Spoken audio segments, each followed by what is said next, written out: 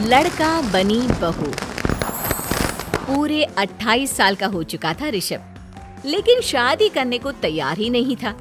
माँ बाप पूरी तरह से परेशान हो चुके थे। जब भी किसी लड़की का रिश्ता ऋषभ के लिए लेकर आते तो वो शादी करने से साफ मना कर देता, चाहे लड़की कितनी भी सुंदर, कितनी भी अच्छी क्यों ना हो। ऋषभ के माँ बाप को इसकी वजह समझ में नहीं आ रही थी। अरे ऋषभ बेटा, अच्छी खासी नौकरी लग गई है, दिखता भी इतना अच्छा है, आखिर बात क्या है, तुझे शादी क्यों नहीं करनी? देख, तू हमारा इकलौता बेटा है, अगर तू शादी नहीं करेगा तो कैसे काम चलेगा? लेकिन मैं शादी करना ही नहीं चाहता, मुझे कोई लड़की पसंद नहीं आती। अरे बेटा, अगर कोई लड़की तुझे पसंद हो तो उससे शादी कर ले, हमें कोई ऐतराज नहीं है। हाँ ऋषभ बेटा, अब देख, तेरी माँ से भी काम नहीं होता। घर में एक बहू आ जाएगी तो कम से कम घर का माहौल भी अच्छा होगा और तेरी माँ को मदद भी मिल जाएगी। लेकिन मम्मी पापा कहा ना, मुझे लड़कियां पसंद ही नहीं आती। अरे लड़कियां पसंद नहीं आती तो क्या लड़का पसंद आता है? वो तो वक्त आने पर ही पता चलेगा। ऋषभ की बात सुनकर उसके माँ और पापा का सर चकरा जाता है। कुछ दिनों के लिए ऋषभ अपने ऑफिस के काम से शहर से बाहर जाता है और जब लौट कर आता है तो सामने का नजारा देखकर उसके माँ पापा बेहोश होते होते रह जाते हैं। अरे ये क्या, ये तुम्हारे साथ कौन है? माँ, ये दीपक है, मेरी पत्नी। हम दोनों ने शादी कर ली है। दीपक तुम्हारी पत्नी कैसे हो सकता है? अरे दीपिका होती तो बात समझ में भी आती, ये तो लड़का है। तो क्या हुआ पापा, आजकल तो ये सब फैशन में है और मैंने आपको बताया था कि मुझे लड़कियां पसंद नहीं आती। अरे तो इसका मतलब ये थोड़ी है कि तुम दीपक को दीपिका बनाकर ले आओगे। मुझे बहू चाहिए, बहू के रूप में, ये आदमी नहीं। लेकिन मम्मी जी, मैं आपकी बेटे से बहुत प्यार करती हूँ, मेरा मतलब करता हूँ। अरे इसको तो करता हूँ करती हूँ का अंतर भी नहीं पता, लेकर जाए इसे वापस। अगर आपने इसे घर से बाहर निकाला पापा तो मैं भी इसे के साथ चला जाऊंगा। मैं ऋषभ के बिना जी नहीं सकती, मेरा मतलब जी नहीं सकता। हमारा जिंदगी भर का साथ है, प्लीज हमें अलग मत कीजिए मम्मी जी, पापा जी। हे भगवान, ये तूने क्या दिन दिखाया? मेरे बेटे को थोड़ी अकल दे दे, लड़के को बहू बनाकर घर में ले आया है। अब क्या होगा, हम दुनिया को क्या मुंह दिखाएंगे? माँ बेकार में परेशान हो रही है। दीपक आपके सारे काम करेगी और एक अच्छी बहू की तरह आपके साथ रहेगी, देखना। पहले तो खुद तो क्लियर कर ले कि ये कुछ करेगा या करेगी, बाद में हम सोचते हैं कि हम क्या करें।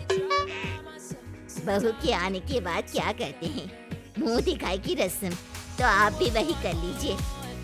आप चाहे तो मैं पूरे मोहल्ले में न्योता दे आती हूँ। अरे रहने दे, तेरी वजह से बेइज्जती और ज्यादा होगी। आई बड़ी, अब मेरा मतलब है आया बड़ा न्योता दे। अगले दिन सुबह के बाद दीपक बड़ी नजाकत से चलता हुआ सबके लिए चाय बनाकर सुबह सुबह बालकनी में आ जाता है। प्रणाम मम्मी जी, प्रणाम पापा जी। ये देखिए, चाय बिल्कुल आपकी पसंद की है। मुझे ऋषभ ने सब कुछ बता दिया था कि आपको क्या क्या पसंद है। हे भगवान, ये सब क्या हो रहा है? ये क्या नौटंकी है? नौटंकी कहाँ है? माँ देखिए तो, मेरा दीपक आपका कितना ख्याल रख रहा है। लाओ, अब जो भी है, जैसी भी है, चाय पियेंगे ही सही। थोड़ी देर के बाद, वैसे दीपक, चाय तो तुमने बहुत अच्छी बनाई है, चलो कुछ तो अच्छा हुआ। अगले दिन, अजी सुनते हैं, आज पैरों में बड़ा दर्द हो रहा है, लग रहा है घुटनों में फिर से कुछ न कुछ प्रॉब्लम हो रही है। डॉक्टर ने वो दवाई दी थी, उसकी मालिश करो ना अपने घुटनों पर, आराम मिल जाएगा। वो क्या है ना, खुद के हाथों से ठीक से मालिश नहीं हो पाती।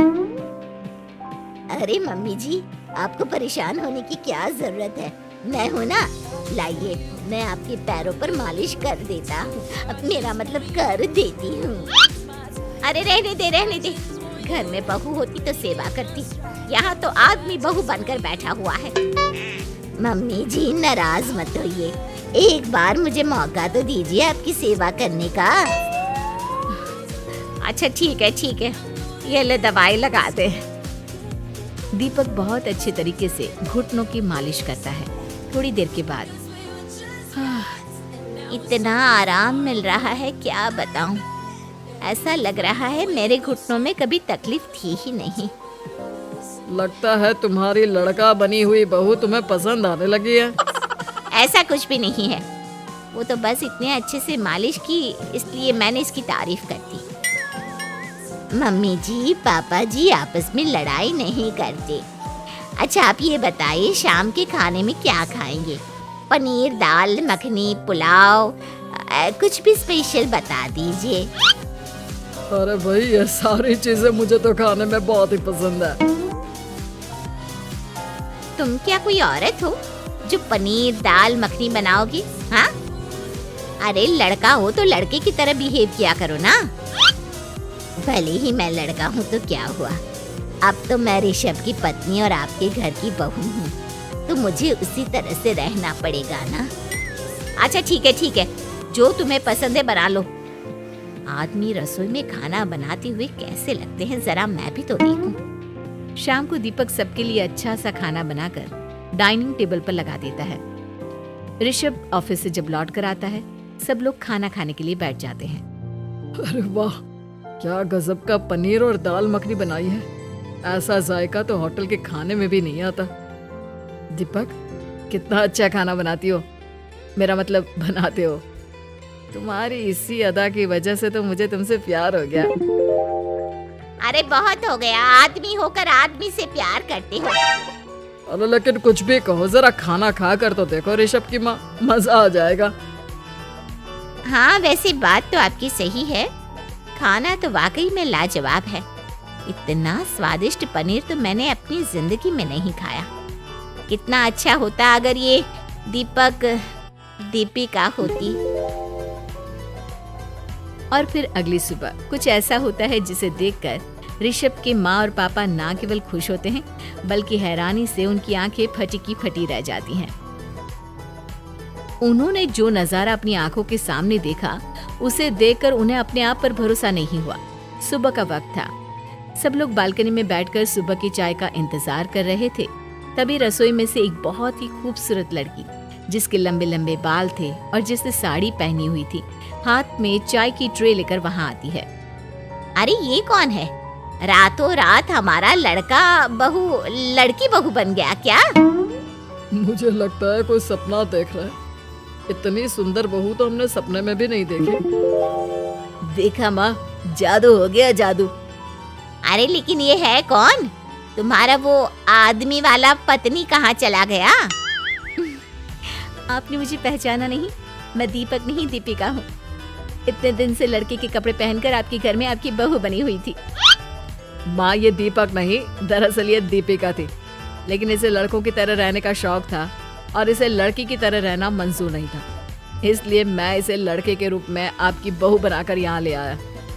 तो फिर अचानक ये उसका हृदय परिवर्तन और रूप परिवर्तन कैसे हो गया? वो क्या है ना, मुझे बाद में एहसास हुआ कि आप लोग इस बात को लेकर बहुत दुखी हैं कि आपकी बेटी ने एक लड़की के साथ शादी की है, इसलिए मैं अपने असली रूप में वापस आ गई। हमने कोई पुण्य कर्म किए होंगे जो तुम्हारे जैसा, मेरा मतलब तुम्हारे जैसी बहू मिली, इतनी खूबसूरत और इतना ख्याल रखने वाली। भला हो भगवान का कि हमें लड़की बहू मिली है, लड़का बहू नहीं।